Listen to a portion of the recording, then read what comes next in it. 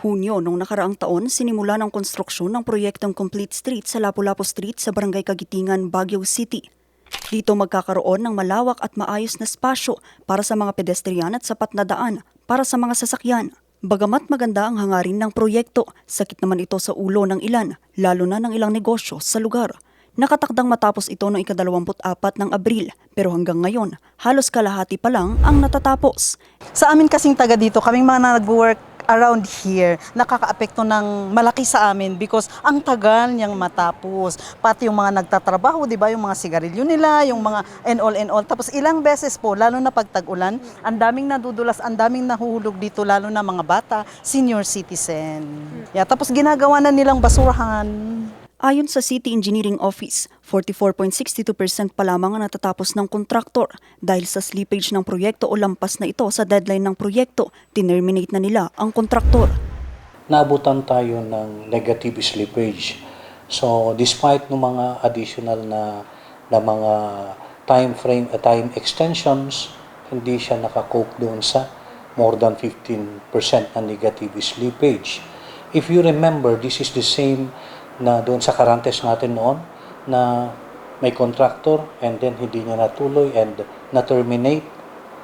The same case din dito sa contractor. Mayroon siya nagawa yung drainage system, yung mga concreting works ng pavement din, portions ng mga decorative stones, yung mga pedestal ng mga electric lights, yung sewer lines, mga ganyan. May mga, kaya yun ang pinuntahan ng 44 point. Parang ang natira na lang kasi it's more of yung finishing na lang eh.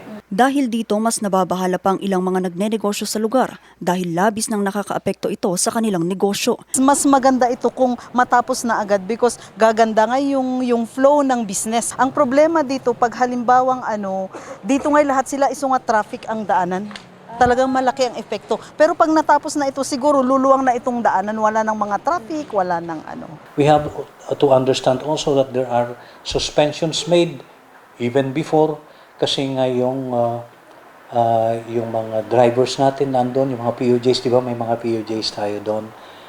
May mga queries sila, pati yung business establishments na nagsasabi rin kung ano rin yung mga design na gusto nila. So we integrated that. That is an additional kasi na time frame na naidagdag natin doon para lahat is klaro lahat sa kanila yon. May 18 na ipadala na sa Bids and Awards Committee ang endorsement para sa assessment ng proyekto. Kasama na dito ang evaluation, program work at iba pang mga dokumento bago muling ipabid ang proyekto. Ang gagawin naman natin doon is complete street pa rin. May bioretention siya. This is the same as that of the Carantes. Kaya pag matatapos natin yung area na yun, maganda siya. 55.35% pa ang natitirang kailangang tapusin sa proyekto. Bukod dito, may iba pang 5 plano ang pamahalaan na gawing living street bago simulan ang proyekto sa pagtatanggal ng Island Aisle sa kahabaan naman ng Session Road. Pagtitiyak din ng City Engineering's Office na kapag natapos na ang proyekto, maaari nang maibalik sa dating slot ang mga paradahan ng jeep. Tanging hiling na lamang ng mga negosyante na sana matapos na ito bago pa man sumapit ang panahon ng tag-ulan.